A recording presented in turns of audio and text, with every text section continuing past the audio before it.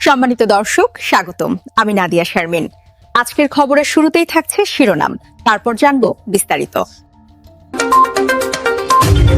ক্ষমতার করিডোর থেকে জনচক্ষুর অন্তরালে এক রহস্যময়ী অন্তর্ধানের আখ্যান। একটি চেয়ার শূন্য, একটি ফোন নীরব, আর সোশ্যাল মিডিয়ার দেয়ালে দেয়ালে কেবলই কিছু অমীমাংসিত প্রশ্ন। তিনি কি কোনো মরণ ব্যাধির সাথে পাঞ্জা লড়ছেন, নাকি অদৃশ্য কোনো সুতোর টানে নিজেকে গুটিয়ে নিয়েছেন এক দুর্ভেদ্য কুয়াশায়? যখন সীমান্তের ওপারে হাতকড়া পড়ে দুই ভাড়াটে জল্লাদের হাতে, ঠিক তখনই কি কেঁপে উঠেছিল ঢাকার কোনো এক প্রভাবশালী মসনদ? আজ রাজনীতির সেই ধোঁয়াটে অলিগলি খুঁয়ে আমরা বের করব সেই সত্য, যা হয়তো এখনও ফাইলবন্দি হয়ে আছে ক্ষমতার অন্ধকার প্রকোষ্ঠে। চোখ রাখুন আজ নিউজ বিডি লাইভের বিশেষ অনুসন্ধানী প্রতিবেদনে নিখোঁজ সংবাদ, মির্জা আব্বাস ও এক রক্তাক্ত পাণ্ডুলিপি। ঢাকা ৮ আসন, বাংলাদেশের রাজনীতির হৃৎপিণ্ড বলা হয় যাকে। এই জনপদে মির্জা আব্বাসের আধিপত্য অনেকটা প্রশ্নাতীত থাকলেও ২০২৬ সালের নির্বাচনী হাওয়া ভিন্ন এক বারুদ ছড়াচ্ছিল। সেই বারুদের নাম ওসমান হাদি, এক টকবগে তরুণ যার চোখে ছিল পরিবর্তনের স্বপ্ন আর কণ্ঠে ছিল সাধারণ মানুষের অধিকারের দাবি। রাজনীতির দাবাগোর্ডে অভিজ্ঞ খেলোয়াড় মির্জা আব্বাসের বিপরীতে ওসমান হাদি কোনো নাম সর্বস্ব প্রার্থী ছিলেন না, বরং পাড়া মহল্লা আর রাজপথের লড়াকু এই নেতা খুব অল্প দিনেই হয়ে উঠেছিলেন জনগণের চোখের মণি। রাজনৈতিক বিশ্লেষকরা তখন কপালে ভাঁজ ফেলে বলছিলেন, ওসমান হাদি কেবল চ্যালেঞ্জার নন, তিনি হয়তো মির্জা আব্বাসের দীর্ঘদিনের জয়রথ থামিয়ে দেওয়ার এক শক্তিশালী হন্তারক হয়ে আবির্ভূত হয়েছেন।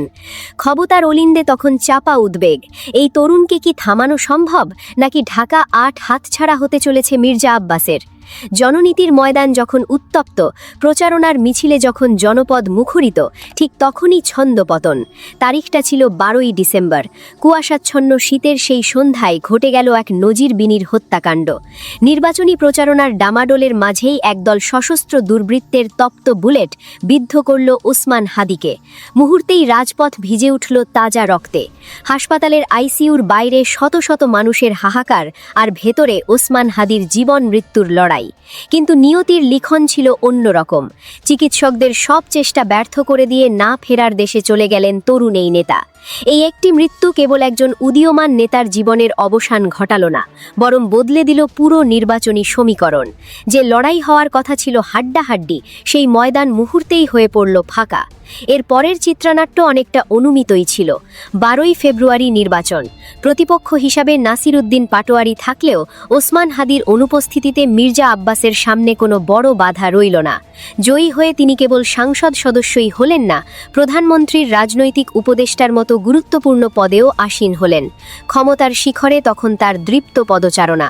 ফেব্রুয়ারি থেকে মার্চ মাসের শুরুর দিক পর্যন্ত তাকে দেখা গেছে বিভিন্ন রাজনৈতিক মঞ্চে সরব অবস্থানে। চেহারায় নেই কোনো অসুস্থতার ছাপ, কণ্ঠে সেই চিরচেনা দাম্ভীর্য। কিন্তু পর্দার আড়ালে তখন জমা হচ্ছিল এক প্রলয়ঙ্করী ঝড়, যে ঝড়ের সংকেত আসছিল সীমান্তের ওপার থেকে।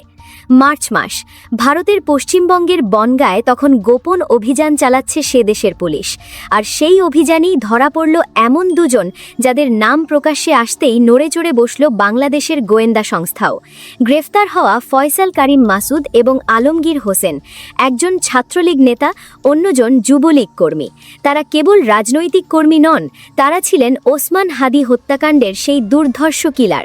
পুলিশি জিজ্ঞাসাবাদে তারা যখন মুখ খুলতে শুরু করল, তখন বেরিয়ে এলো রোমাঞ্চকর সব তথ্য।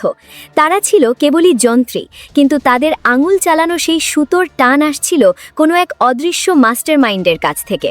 প্রশ্ন উঠল, কার নির্দেশে এই হত্যাকাণ্ড? কে সেই নেপথ্য কারিগর যার স্বার্থ লুকিয়েছিল ওসমান হাদির লাশের ওপর দিয়ে ক্ষমতার সিংহাসনে বসার মাঝে? কিলাররা ধরা পড়ার ঠিক ৩ দিনের মাথায় নাটকে এলো এক অভাবনীয় মোড়, একটি ইফতার মাহফিল। হঠাৎ করেই সবাইকে চমকে দিয়ে জ্ঞান হারিয়ে ফেলেন মির্জা আব্বাস। রাজধানীর এক অভিজাত হাসপাতালে তাকে ভর্তি করা হলো। চিকিৎসকরা জানালেন মাইল্ড স্ট্রোক। ঘটনা প্রবাহের এই চরম মুহূর্তে দাঁড়িয়ে আপনি কি কোনো অদৃশ্য যোগসূত্র দেখতে পাচ্ছেন?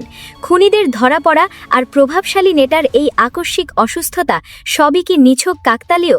সত্যের গভীর তল্লাশিতে আমাদের পরবর্তী পদক্ষেপ জানতে এখনই সাবস্ক্রাইব করুন নিউজ বিডি লাইভ। আপনার একটি সাবস্ক্রিপশন আমাদের পৌঁছে দেবে সত্যের আরও কাছাকাছি। খুনিদের স্বীকারোক্তি যখন ডিজিটাল প্ল্যাটফর্মগুলোতে আগুনের মতো ছড়িয়ে পড়ছে, ঠিক তখনই কেন একজন প্রভাবশালী নেতার শরীর এভাবে ভেঙে পড়ল? হাসপাতাল কি তার রোগমুক্তির জায়গা ছিল, নাকি জিজ্ঞাসাবাদের হাত থেকে বাঁচার কোনো কৌশলগত দুর্গ? 15 মার্চ তাকে নিয়ে আসা হলো বিমানবন্দরে। গন্তব্য ছিল সিঙ্গাপুর। কারণ হিসেবে বলা হলো ফিজিওথেরাপি। কিন্তু এখানেই জন্ম নিল এক নতুন রহস্য। সিঙ্গাপুরের বিশ্বমানের সব হসপিটাল ছেড়ে কেন তাকে তাড়িঘুড়ি করে পাঠানো হলো মালয়েশিয়ায়? ফিজিওথেরাপির জন্য মালয়েশিয়া যাত্রা কি সত্যিই চিকিৎসার প্রয়োজনে, নাকি নিজেকে পৃথিবীর লোকচক্ষুর আড়ালে নিয়ে যাওয়ার এক সুপরিকল্পিত মিশন? 21 শতকের এই গ্লোবালাইজেশনের যুগে, যেখানে একজন সাধারণ মানুষের হাঁচি কাশির খবরও সোশ্যাল মিডিয়ার টাইমলাইনে মুহূর্তের মধ্যে জায়গা করে নেয়, সেখানে মির্জা আব্বাসের মতো এমন একজন হেভিওয়েট রাজনৈতিক ব্যক্তিত্বের সম্পূর্ণ ব্ল্যাকআউট হয়ে যাওয়াটা কি কোনোভাবেই স্বাভাবিক? তিনি কেবল একজন সংসদ সদস্যই নন, তিনি খোদ প্রধানমন্ত্রীর রাজনৈতিক উপদেষ্টা। অথচ মাসের পর মাস পেরিয়ে গেলেও তার একটি ছবি, একটি ছোট ভিডিও ক্লিপ কিংবা নিদেনপক্ষে একটি অডিও বার্তাও প্রকাশ পায়নি। চিকিৎসার নামে দেশ ছাড়ার পর থেকে তিনি যেন আক্ষরিক অর্থেই বাতাসে মিলিয়ে গেছেন। কোনো হসপিটালের বেডে শুয়ে থাকা অবস্থায় একটি সাধারণ ছবি প্রকাশ করতে বাধা কোথায়? এই চরম নীরবতা কি কেবলই অসুস্থতার ক্লান্তি, নাকি জনসম্মুখে আসার পেছনে লুকিয়ে থাকা কোনো গভীর আতঙ্ক? মার্চের মাঝামাঝি সময়ে সোশ্যাল মিডিয়ায় হঠাৎ করেই দাবানলের মতো ছড়িয়ে পড়ল এক বিভৎস গুজব, মির্জা আব্বাস আর বেঁচে নেই। জনমনে তখন রীতিমতো তোলপাড়। এই গুজব নেভাতে গণমাধ্যমের সামনে হাজির হলেন তার ব্যক্তিগত সচিব। তিনি বেশ জোর গলায় দাবি করলেন মির্জা আব্বাস জীবিত আছেন এবং বিদেশে তার নিবিড় চিকিৎসা চলছে। কিন্তু নেটিজেনদের তীক্ষ্ণ প্রশ্নের তীরে সেই দাবি খুব দ্রুতই খেই হারিয়ে ফেলে। সাধারণ মানুষের দাবি ছিল অত্যন্ত যৌক্তিক। যদি তিনি সত্যিই বেঁচে থাকেন এবং চিকিৎসাধীন থাকেন, তবে গুজবের অবসান ঘটাতে মাত্র কয়েক সেকেন্ডের একটি ভিডিও বার্তাই তো যথেষ্ট ছিল। কেন সেই অতি সাধারণ কাজটি করা হলো না? কোন অদৃশ্য দেওয়াল তাদের একটি ছবি প্রকাশ করা থেকে আটকে রেখেছে? এই প্রশ্নগুলো যখন ইথারে ভাসতে শুরু করলো, তখন ব্যক্তিগত সচিব বা দলের হাইকমান্ড সবার মুখেই যেন কুলুপ আটা। এরই মাঝে রাজনৈতিক অঙ্গনে ডালপালা মেলতে শুরু করলো আরও একটি চাঞ্চল্যকর থিওরি। সিঙ্গাপুর বা মালয়েশিয়া কি কেবলই একটি ট্রানজিট পয়েন্ট ছিল? একাধিক সূত্রের গুঞ্জন এবং নেটিজেনদের একাংশের জোরালো দাবি, মির্জা আব্বাস সিঙ্গাপুর থেকে অত্যন্ত গোপনীয়তার সাথে সরাসরি ভারতে পাড়ি জমিয়েছেন এবং সেখানেই তিনি আত্মগোপন করে আছেন। কিন্তু কেন এই লুকোচুরি? রাজনৈতিক বিশ্লেষকরা এর পেছনে ভিন্ন এক সমীকরণের গন্ধ পাচ্ছেন। তাদের মতে, কোনো ভিজুয়াল প্রমাণ বা ভিডিও রিলিজ করার অর্থ হল নিজের বর্তমান অবস্থান বা আইপি অ্যাড্রেস পাবলিক করে দেওয়া।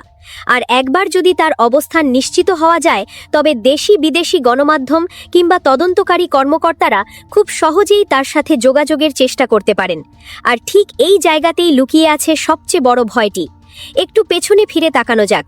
বনগাঁয় গ্রেপ্তার হওয়া 2 কিলার ফয়সাল করিম মাসুদ এবং আলমগীর হোসেন বর্তমানে রিমান্ডে রয়েছেন। পুলিশের 3rd ডিগ্রির সামনে তারা যদি মুখ খুলতে শুরু করেন, যদি তাদের স্বীকারোক্তমূলক জবানবন্দিতে বেরিয়ে আসে এমন কোনো চাঞ্চল্যকর তথ্য যা সরাসরি মির্জা আব্বাসের দিকে আঙুল তোলে, যদি তারা বলে দেয় যে নির্বাচনে জয়লাভের পথ পরিষ্কার করতে বা ওপর মহলের কোনো বিশেষ নির্দেশেই ওসমান হাদির বুকে বুলেট চালনা করা হয়েছিল, তাহলে পরিস্থিতি ঠিক কতটা ভয়াবহ হতে পারে? তদন্তের স্বার্থে তখন মির্জা আব্বাসকে দেশে ফিরিয়ে এনে সরাসরি জিজ্ঞাসাবাদ করার আইনি বাধ্যবাধকতা তৈরি হতে পারে। ঠিক এই আইনি জটিলতা এবং তদন্তের বেড়াজাল থেকে নিজেকে সুরক্ষিত রাখতেই কি এই আকস্মিক অসুস্থতার নাটক সাজানো হয়েছে? সাধারণ মানুষ থেকে শুরু করে সচেতন নাগরিক সমাজ সবাই আজ এই বিদেশ যাত্রাকে নিছক কোনো চিকিৎসা সফর হিসেবে মানতে নারাজ। তাদের চোখে এটি একটি নিখুঁত, সুপরিকল্পিত এবং ঠান্ডা মাথার পলিটিক্যাল এক্সিট প্ল্যান। খুনিরা ধরা পড়ার পরপরই অসুস্থতার ঢাল ব্যবহার করে দেশত্যাগ, এটি কি তদন্তের আওতা থেকে নিজেকে চিরতরে আড়াল করার এক মাস্টার স্ট্রোক? মির্জা আব্বাস কেবল একজন ব্যক্তি নন, তিনি একটি বিশাল রাজনৈতিক কাঠামোর গুরুত্বপূর্ণ স্তম্ভ। অথচ বিস্ময়করভাবে লক্ষ্য করা যাচ্ছে তার এই দীর্ঘ অনুপস্থিতি নিয়ে তার নিজের দল কিংবা সরকারের পক্ষ থেকে কোনো সুনির্দিষ্ট বা শক্তিশালী বক্তব্য নেই। একজন প্রভাবশালী উপদেষ্টা মাসের পর মাস নিখোঁজ, অথচ তার বর্তমান শারীরিক অবস্থা বা অবস্থানের বিষয়ে কোনো অফিসিয়াল বুলেটিন নেই। এই নীরবতা কি শুধু কাকতালীয়? রাজনৈতিক অন্দরমহলে কান পাতলে শোনা যায় এক ভিন্ন গুঞ্জন। দল কি তবে তার দিক থেকে মুখ ফিরিয়ে নিয়েছে, নাকি এমন কোনো ধ্রুব সত্য দলের শীর্ষ নেতৃত্ব জেনে গেছে যা জনসমক্ষে এলে পুরো সংগঠনের ভাবমূর্তি ধূলিসাৎ হয়ে যেতে পারে। যখন কোনো নেতার কর্মকাণ্ড বা অতীত ছায়া দলের জন্য বোঝা হয়ে দাঁড়ায়, তখন তাকে কৌশলগত নীরবতার চাদরে ঢেকে দেওয়াটাই রাজনীতির চিরন্তন রীতি। মির্জা আব্বাসের ক্ষেত্রেও কি আমরা সেই একই চিত্রনাট্যের পুনরাবৃত্তি দেখছি? লুন একবার পুরো ঘটনার টাইমলাইন বা সময়পঞ্জিটা মেলাই। ডিসেম্বর 12 ওসমান হাদির হত্যাকাণ্ড, ফেব্রুয়ারি 12 মির্জা আব্বাসের নিরঙ্কুশ জয়, মার্চের প্রথম সপ্তাহ সীমান্ত থেকে 2 কিলারের গ্রেফতার ও স্বীকারোক্তি, মার্চের দ্বিতীয় সপ্তাহ মির্জা আব্বাসের আকস্মিক অসুস্থতা ও দেশত্যাগ। এই যে ঘটনার ঘনঘটা, এটি কি কোনো সাধারণ মানুষের কাছে স্বাভাবিক মনে হতে পারে?